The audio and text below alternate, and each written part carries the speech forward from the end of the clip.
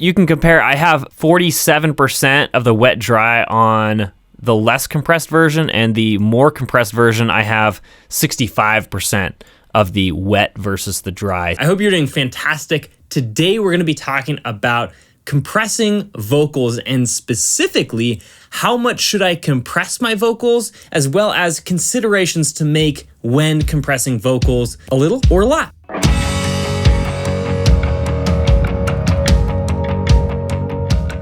Hi, my name is Tyson. I'm a mastering engineer here at Dinosaur Dog Mastering, and I want to give you a free gift for watching this video. So down below in the first link in the description, you will find the ultimate mixing checklist. This is the same checklist that I use in all of my mixes to get amazing, professional, and also quick results from my mixes. So you can get that in the description right now. The first link will bring you to a page where you can download that for free. It is my free gift to you for watching this video. Okay, with that said, let's dive into the content of how much should I be compressing my vocals and what considerations should I be making when deciding how much I should be compressing my vocals. Let's dive in. The difference between compressing heavily and lightly on your vocals. So if you've followed me at all, you know that I am a huge fan of gain staging your vocals pretty aggressively before you even start mixing. So as you'll notice, I have done that in this mix. The vocal is very, very consistent, and there's very little just massively loud notes here and there inside of the vocal, which is a normal part of the vocal performance, and so will likely translate into your vocal track unless you go in and actually gain stage each section of it to make sure that we're basically bringing up the quieter notes and bringing down the loud notes. However, most people just forget about gain staging and just compress like crazy. And so I want to show you exactly what happens when you do compress your vocal a ton. I'm not telling you not to compress your vocal, just to make sure that is 100% clear. I'm not telling you that you should not compress your vocal a lot. However, I am saying that it's dangerous to for this one reason. So let's dive into this mix. Well, let's listen to the raw vocal the way it is. There's no EQ or compression on these vocals at all. So let's listen. As the spirit was moving over the water, spirit come move over us, come rest on us. Okay, so pretty basic vocal. Let's test this between a aggressive compression and not aggressive compression. So let's start with not aggressive compression.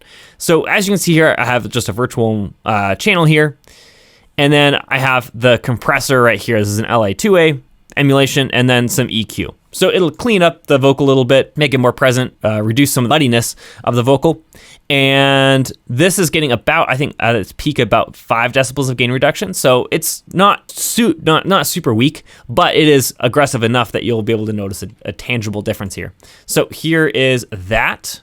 As the spirit was moving over the water, spirit come move over us, come rest on us. Okay, so it's maybe getting 3 decibels of gain reduction at its peak right there. Let's listen to this other one. Let's disable that one. And so this one is a much more aggressive. So as you can tell, my peak reduction is much higher than the last one. And I gain staged it so that it's equal. It has the same exact EQ on it, just a different compression. And so you'll be able to feel obvious compression. The vocal is much, much thicker and more upfront than the other one because of this compression. And that vocal, the vocal volume does not change at all through this entire line. So take a listen to this. As the spirit was moving over the water, spirit come move over us, come rest on us, come rest on us. You might like that, or you may not. Depends on what your kind of taste is in vocal mixing production techniques. However, the one thing that you'll notice is that the S's are just blaringly loud when we compress more. So if we go back to this one and listen to it, so this is the less compressed version, listen to the S's specifically. As the spirit was moving over the water, spirit come move over us. So they're definitely apparent, but not nearly as powerful as they are with the aggressive compression. As the spirit was moving over the water, spirit come move over us. So they're just right there, massively in your face. And so we need to go in and do some very aggressive de-essing. We probably need to do some de-essing anyway, but much more aggressive de-essing inside of the very aggressive compressed version. So after listening to this, we recognize, okay, you have to add a de-esser inside of this mix in order to control those S's. And so let's go in and actually do that. The way I have this set up is this band is set right at 7 kilohertz or so. That's right where the S's really are shining through. Generally is between 6 and 8 kilohertz is right where those S's are generally living. And so I have this set up. You might do a high band as well if you have female vocals. Sometimes their S's are a little bit higher and it's better just to cut off the whole top end if that. But since this is a male vocalist, I'm just going to do the one cut right here around 7 kilohertz. So as you can see, this is pretty aggressive. I have, minus 6 decibels of gain happening during this de-esser. I have my wet dry all the way up, so it's all the way wet signal, and the amount is the maximum amount, which is 6 decibels, or probably closer to 7 decibels of gain reduction on those S's. So let's listen to just this before and after. So here's without, and then I'll add it partway through.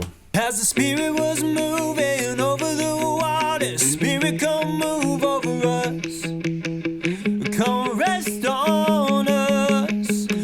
So it almost sounds like he has a lisp, and that is intentional. So I wanted to go even more aggressively than I could. And then what I'm gonna do is I'm gonna back this wet dry knob off until I'm getting the right amount of feeling out of it. And as you can see, it's being extremely aggressive, right, on the actual reduction of that. And I'm okay with that because when you're doing this manually, you can actually go in there and manually just automate the S's down this, right? And just automate the volume so that you have less S's.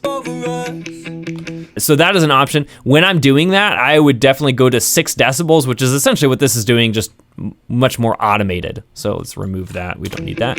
I'm just going to back this off until I'm feeling the right amount of S's is being removed, right when he stops sounding like he has a lisp, but no more. Come rest on us, come rest on us, as the spirit was moving over the waters, spirit come move over us, come rest on us, come rest on us. And as the spirit was moving over the waters, spirit come move over us.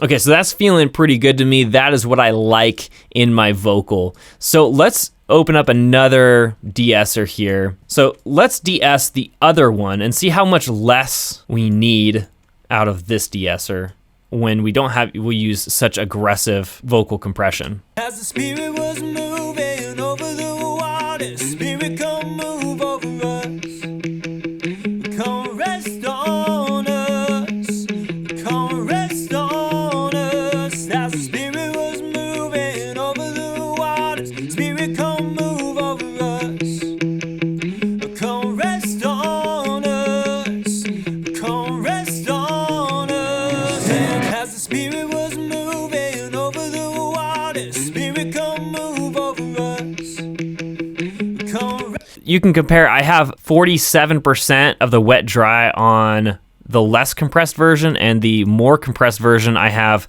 65% of the wet versus the dry. So that is the difference that you will need to account for when compressing your vocals very aggressively. Make sure you have a de-esser after the compressor. Likely you'll need one regardless of what you're doing, how much compression you're doing, but remember, you're going to have to be much, much more aggressive with your de-essing after you aggressively compress your vocal. I'm not making any judgments of whether you should or should not compress your vocal aggressively. My bent is towards not going as aggressive with your vocal compression because you cause more issues for yourself than you solve generically, because these S's are often very, very difficult to control, especially for when you're first starting out mixing. It's much more difficult to dial in a de-esser effectively so that your vocal is going to sound more natural with aggressive compression. So I would lean towards not using aggressive compression, making sure you're getting comfortable with the tools. You're still using some de-essing, but just don't be as aggressive with it.